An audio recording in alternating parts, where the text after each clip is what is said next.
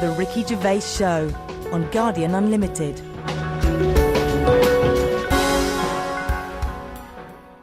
Hello, welcome to another podcast of The Ricky Gervais Show with me, Ricky Gervais, Steve Merchant. Hello. All right.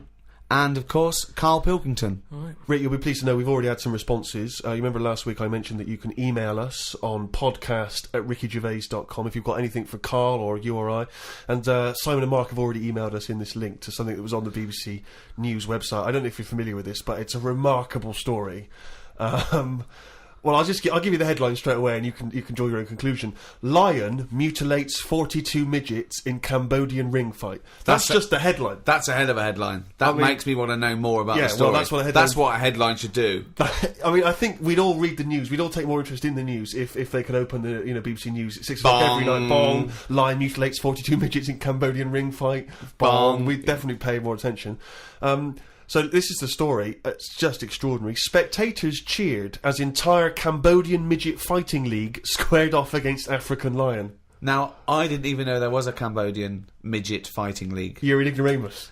Everyone, of course, has heard of the CMFL, which is genuinely what it's known as in Cambodia. Now, like you, I don't know who the Cambodian midget fighting league are normally fighting. I don't know what tournaments... I assume it's each other. Well, I assume each other. It's midget fighting, then? Yeah, well, let me just give you more information, and then we can dissect it afterwards. Tickets had been sold out 3 weeks before the much-anticipated fight. The fight was organised when an angry fan contested Yang Shamoni, president of the CMFL, claiming that one lion could defeat his entire league of 42 fighters. So this bloke is going to the president and going, I reckon a lion could get all your midgets. I reckon he could destroy all of your 42 midget fighters. Now, apparently, Shamoni, the president of the CMFL, he takes great pride in the league, and he's conveyed in a recent advertising campaign that his midgets will take on anything, man, beast, or machine.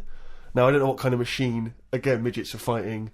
But don't the midgets have a say in this? A washing machine. I don't know. The midgets going, all right, keep it down. No, they will fight anything. Well, we won't fight anything. We'll fight each other. We're sort of like equally matched. No, you'll fight a beast or a machine. No. I'll fight another midget. I will fight any midget. Is what. When I said I'll take on anything, I meant another midget. Machines. So this bloke goes, I reckon a lion could take on your midgets. He goes, rubbish. Yes.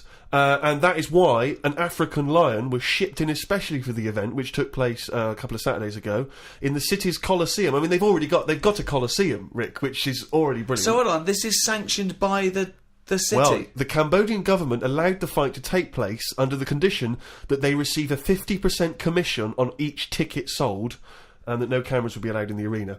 We'll take 50%, but for dignity's sake, there's no cameers. We don't want to make this into a spectacle. Yeah. No. It's just lion versus midget, but exactly. Well, 42.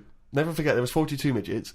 Now this is the tragedy element, and this is why we shouldn't be laughing, because the fight was ended. Don't tell me the lion gets hurt. Well, the fight was ended, Rick, after only 12 minutes, after which 28 of the midget fighters were declared dead.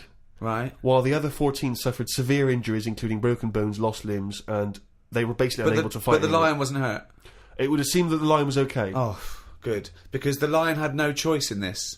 No. See, that's I love it when a human takes on a beast and comes unstuck. Because that lion was scared and defending itself. Those little midgets were loving it. They wanted to go in. What do you mean they were loving it? You don't know that. Well, why would they do it? Well, what I find out... Well, I'm worried, you see. I don't know the ins and outs of this. I wonder if they were fighting against their will. I got the horrible feeling, because with all due respect to any midgets listening, they must be fairly easy to round up. You could probably corral some midgets fairly easily. You only need some regular full-size people, and it'd be easy to grab some midgets and take them away, whisk them away, put them in a cage. No, because because they don't. Because a lot of them stand on each other's shoulders and wear a long coat. Sure, but... And a hat, and you go, oh, that's not a midget. No, let him go. Well, those ones are getting away with it. They're fine. They're wandering around, fine. Because who's voluntarily going to join the Cambodian Midget Fighting League? But midgets who want a bit of action, who want to fight other midgets. They want to fight.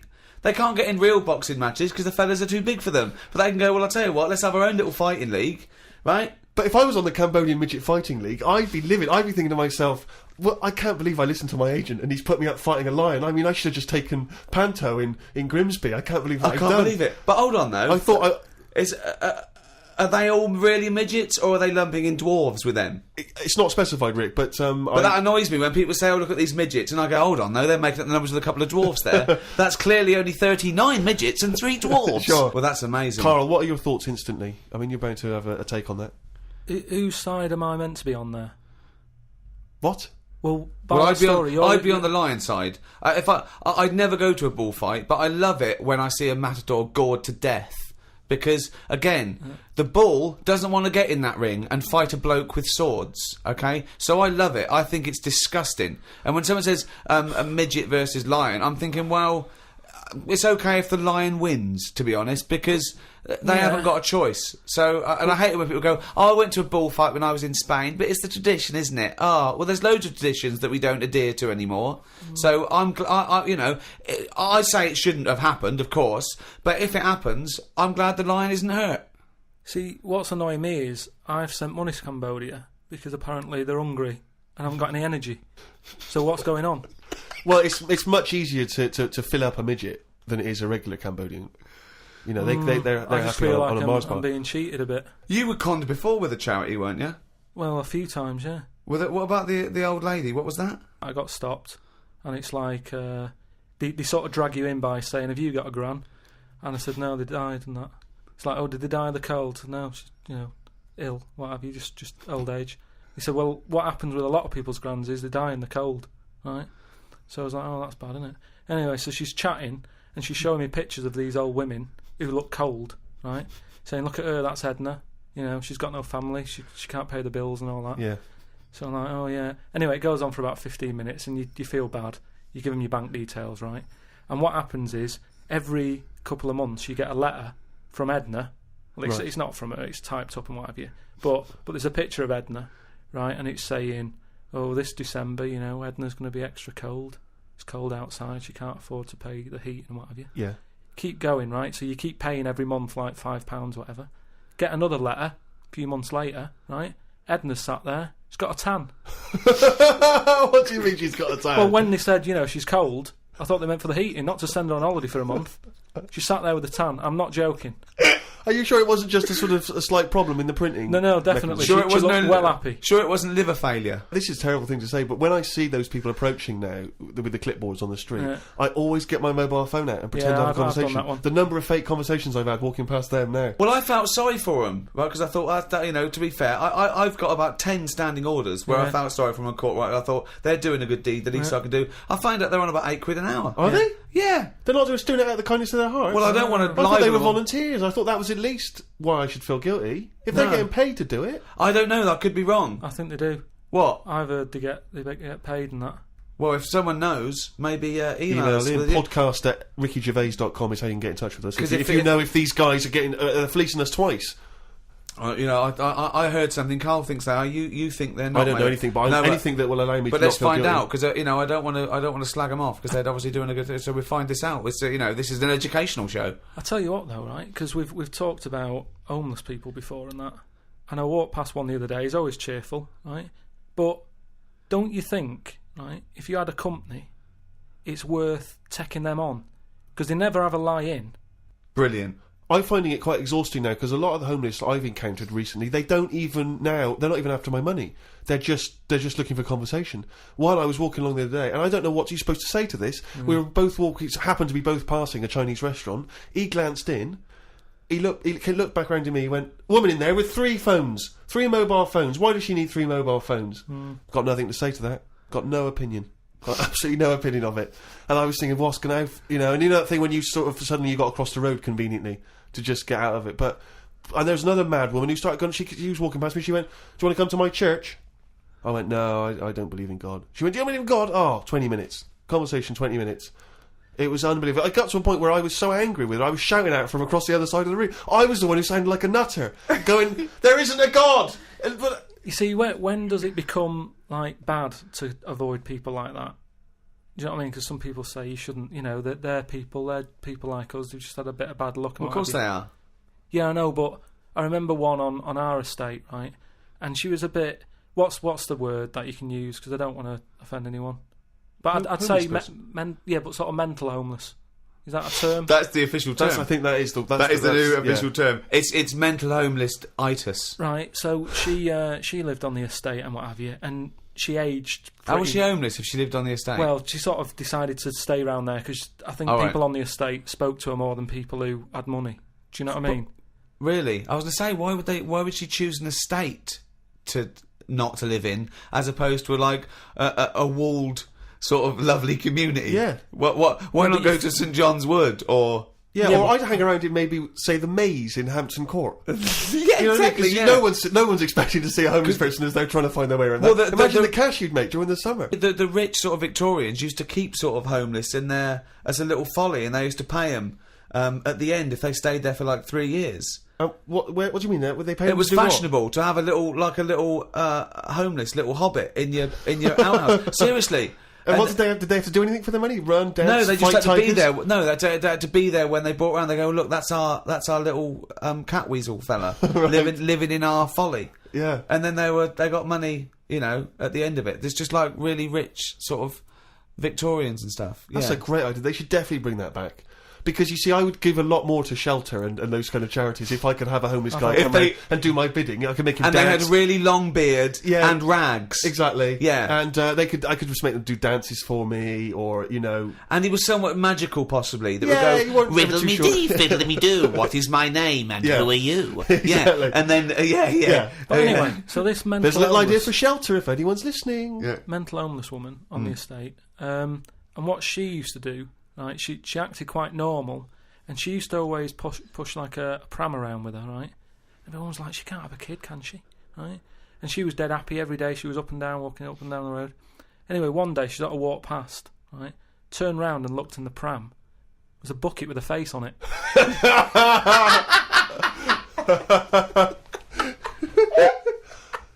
The Ricky Gervais Show on Guardian Unlimited. Rick, we've had an email here from a bloke. I think you're going to respect him, because I think you can tell straight away from his name that he's the kind of guy you'd want to hang out with. Go on. I know how much you love fun people. Yeah. Well, Paul, and he's calling himself this, Paul the Party Animal Parker. He's emailed in. He's given himself that moniker. Right, I assume they're in sort of like quote marks, They're are in, they? in speech marks, yeah. Paul Brilliant. the Party Animal Parker. And he's calling himself that. Yeah. That I can't wait. So when you picture him, what are you thinking? Millhouse. Right, okay. I think he looks like Millhouse from The Simpsons. Yeah. He's working in sort of an IT department, maybe? Yeah, for a large possibly. organisation? Oh, I think he might still be at school. Okay, right, yeah. Yeah, I think. And this is the vital question. Do you believe him to be a party animal? I believe him to be a party animal is as much as a man with a long scarf that his mum knitted him to look like Doctor Who can be a party animal, yes. Do you think that when people are organising parties at his school, they're thinking the first person they got to get on the list and make sure he's guaranteed You've got to take Paul the party animal. Because I bet he's got millions of affectations. I bet he wants to be known as the one that carries around a biscuit tin. Yeah. He's got the scarf. He's the guy who only ever wears bowling shoes. It's his thing. It's his thing. He's a little bit kooky, it's his thing. But thank you very much indeed for your contribution. And it is fairly interesting what he sent in. He's found this on the web. I don't know why he's felt an affinity with this particular inventor. But anyway, there's a Serbian man, who has invented a sex machine for women. And he's appealing to Western women to test his device. He's from a town in Serbia. I guess that's right. Is that right? Well, I don't know. What does it say? Well, it says a Serbian man, but is it called Serbia? Yeah. Yeah. What was all the Croatia-Serbia thing? Well, it doesn't matter now, does it? Okay. It doesn't matter now. It does to them. Otherwise they fought for nothing. What the hell do we know about world events? I mean, how long did that go on for? Months, I don't know. wasn't it? If they're inventing new countries, they can't expect me to keep up with current trends, can we? Anyway, this Serbian man has invented a sex machine for women, and he can't find any Serbian women to try it out, so he's looking now for Western women. He's taken out a patent on the ultimate sex machine. It runs on a 390-volt electric engine, simulates sex, and has a 7.5-inch artificial penis. He said, "My sex machine has an artificial penis that can make up to 180 moves in a minute." Now, I don't even know what that means. 180 moves? What? I mean, there's only really... Well, in and out, it's I in imagine. And out. It's largely the function. Unless I've been doing it what wrong. He's all done. these months. What he's done is he's put a dildo on a Black & Decker. A man can only manage the intensity of movement for about 5 seconds normally, but this machine can do it for as long as the woman wants. But anyway, so he's looking for a woman who will test this out. But what I love, as soon as I read this, I was thinking, just imagining there going, oh, thanks for coming in, yeah, okay. So there's, what's going to happen is there's a penis that's going to pop out from here, and it's going to have sex with you. I'm going to stand behind the machine.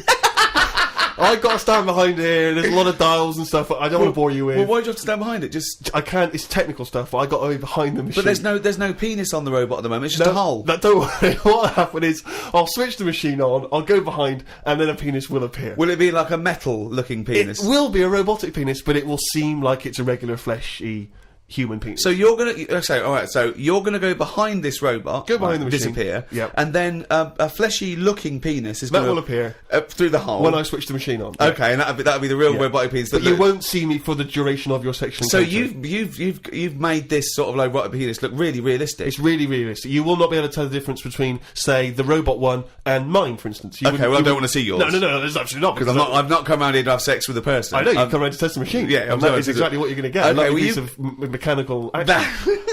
But what is the idea that on the front maybe he's painted a picture of a robot's face, and then when the machine begins, rather like in one of those horror houses, like a kind of mansion in a spooky film, the eyes of the painting they'll move and the real eyes will appear, just staring out.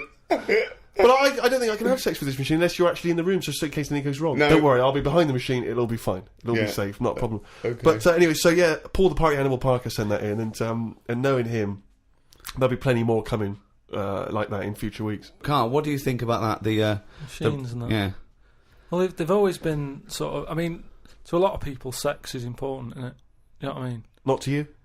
Well, it serves a purpose. What purpose? No. Because you don't want to have kids. So what purpose? Just something to do in the evening. Something to do, innit? When the telly's broke. But for years, like they've found stuff, haven't they? Machines from like Roman times that similar to that setup. No machines in Roman times. Like that though, the old sort of knob on a stick machine thing.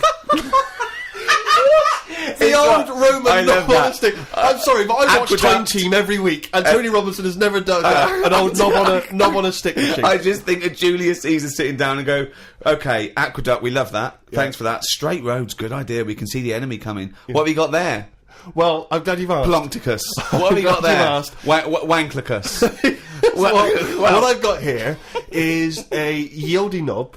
And I've put that on the end of a stick. Oh, Stickus phallus. Okay, well done, Wanklicus. No. Well done. You are my new right-hand man, as they say. No, excellent. But they do stuff like that. You've been in the London Museum and that, and they've got sort of sex stuff from years ago. They've got like these metal pants that they used to wear. I don't know what that is. Metal pants. Yeah, sort of. Is metal. that a chastity belt? You mean?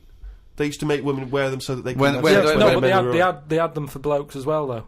Metal pants for blokes. Yeah, why?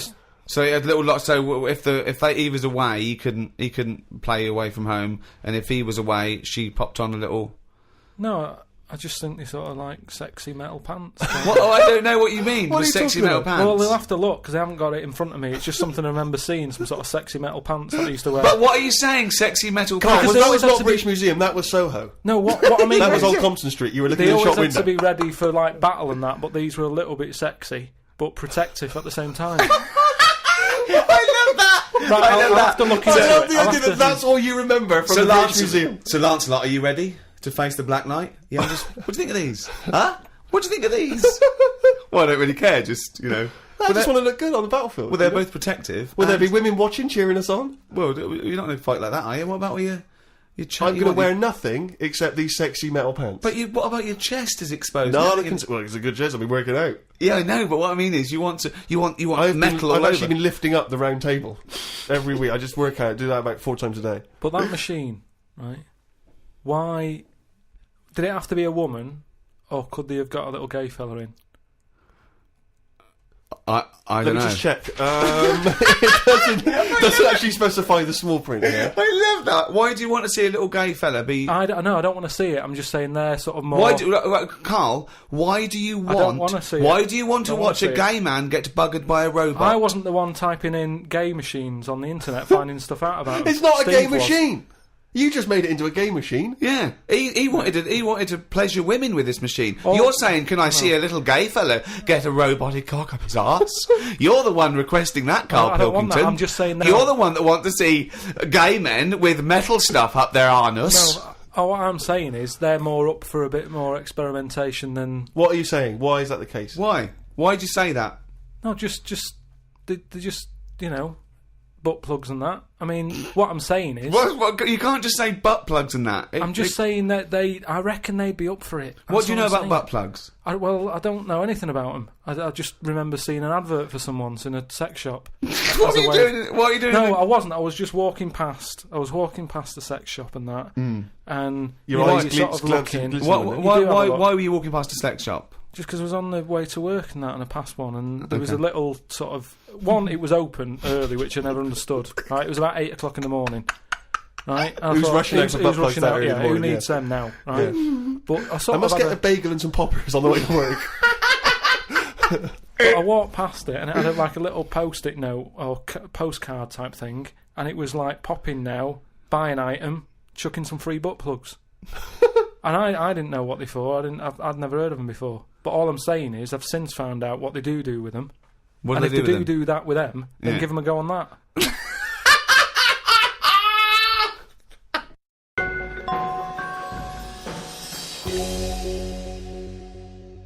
I had another email here. This is they haven't given their name actually, but it's an interesting fact. I'm hoping it's true.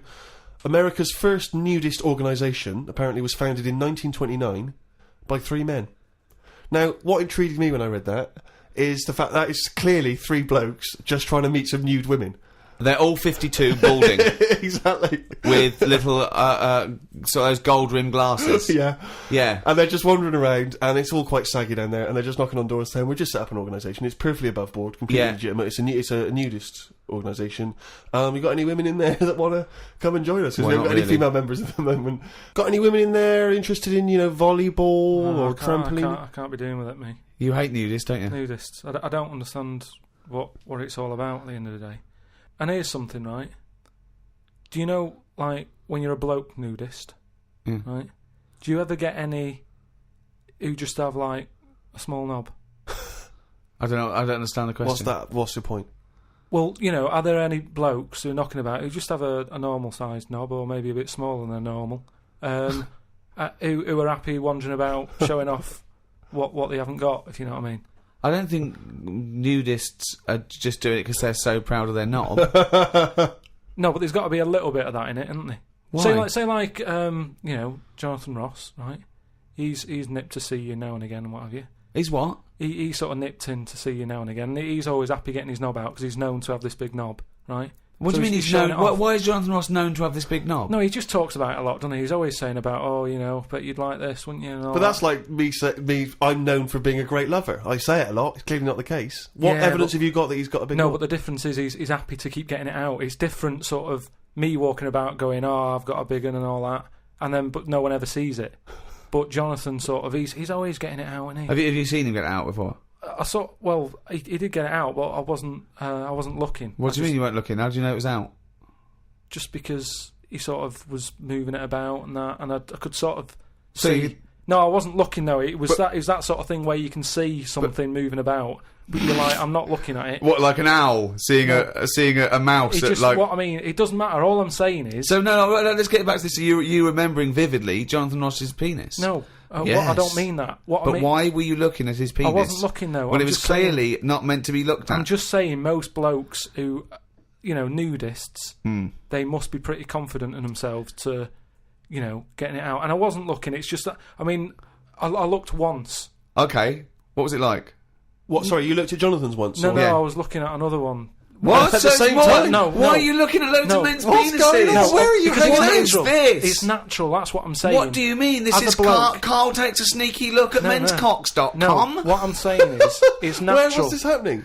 You were in a gym. No. A lot of guys are getting changed, and you were just checking out their knobs. You're at your bedroom window with a pair of binoculars, No. and there was a little fella across the road getting changed. I was at some night out once. Go right? on. So you were at heaven, and you were in the toilet. It was some night out, and some people come running on the stage, right? Some music started coming on, and these 4 people ran out. It was 2 women. So 2 you're at a blokes. gay strip club. It wasn't gay in that. It was just a normal night out. Well, some sort of party night out. Right. These people come running on, right? You got 2 women, you got 2 blokes. Right. They whip their knickers off. The fellas whip their undies off At the same time? Yeah, all at the same time. Was it that, was it like a choreographed thing? Like what's it? Chippendales.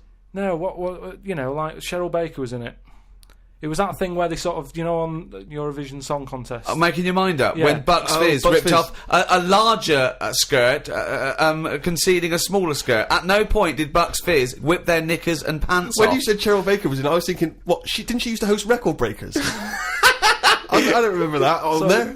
Tea Time on BBC One. So Go on. that happened, and all I'm saying is, right, before I had a look at the woman's bits, right, I just had a little cheeky glance at the fellas. Why? Just checking it out, just seeing is everything normal down Why there. weren't your eyes drawn instantly to the ladies' bits? No, don't believe me. I had a look at that. All I'm saying But you is, went to the guys first. I didn't know how long pants were going to be left off for. So you didn't want to miss your opportunity, is what you're saying? You saw a window of opportunity to see some men's bits, and you thought, I better take it. No, because this may never happen again. No, So what happened? So there's had a 2 look. women, 2 men, right? I don't know what sort of event this is where you're looking at anyone get their knickers and pants off. I don't know why you're looking at all. night, So you go right. There's knickers and pants off. Right. Let's check out the knob and testicles first. You're telling me you've never, like, when you've been in a gym or anything, you've not just sort of turned your head, had a look, and gone, all right, yeah, that's all right. Yeah. Been in a... Sorry, let's just get this question right. Have we ever been in a gym and just taken a sneaky glance at a man's genitals?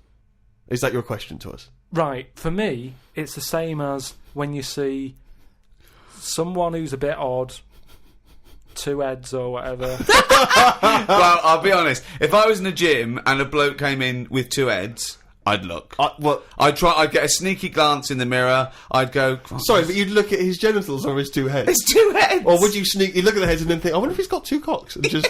I'd have to have a look there. If I'll tell you what, and now I admit it, if I'm ever in a gym and a naked man with 2 heads walks in, I probably will check out the genitals as well, just to make sure that he's got 2 of everything. Can I tell you the thing that always freaks me out? I do sometimes go to the gym, and I live in North London, and the thing that always freaks me out is if there's an elderly man, often quite short, and I say this only so that you can picture something in your mind's eye, because I live in North London. There's quite a lot of old elderly Jewish gentlemen, wander around, and I'm always freaked out because there's at least 2 I'm aware of who've got very, very large penises, and I always find that really disturbing because sometimes you can't help but notice because it's like Godzilla coming through the changing room. Do you know what I mean? And it's swinging there, and it never seems right that he's an old guy. He's kind of a little overweight, quite short, and he's got a massive piece of action going on between his legs. And I always get, dare I say it, a little bit jealous because for a tall man, I feel I've been a little bit shortchanged. Oh wow! So there you that go. I do admit that's the only instance where my eye has been naturally drawn to it. Do you know what annoys me in gyms? Where people walk round happily naked all the time whistling. They get weighed naked, pop a towel on and take off 3 ounces. How exact have those measurements got to be? Yeah. Do you know what I mean? Pop a towel on. I mean, unless you're going on the space shuttle, I reckon you could give or take a couple of stone. Yeah, a couple exactly, of ounces. yeah. Absolutely right. Well, we've put that to bed. The Ricky Gervais Show on Guardian Unlimited. Right, Carl. Go on. It's that time again. You better be ready. Oh! Chimpanzee that monkey news! Right. Well, this week, what we're covering is, do you know, like they say, monkeys are pretty close to humans. Well, when you say monkeys, you mean apes, I assume, and when you say apes, you mean whatever, chimpanzees. monkeys and that. Well, no, because they're different species. They're What all they've primates. done, they've done a lot of tests and that. Like I said, we've talked about the one that went into space. That was We've rubbish. had ones that have worked in train stations. No. The rest of it. So the Barbers, next, was there a barber one? there was a barber one. He started off sweeping, didn't he? But he didn't immediately go in Straight cut into, hair, but he but, worked his way up, yeah. They do apprenticeship. They do a lot of stuff. I've seen the salon. He was probably the top student. But the thing is, I mean, in a way, this is linked to the one in the salon. He could cut hair, but he'd never be allowed to work on the till, right? But these tests that they've been doing now, Why? Are they not trustworthy? well, they've had problems understanding money, right?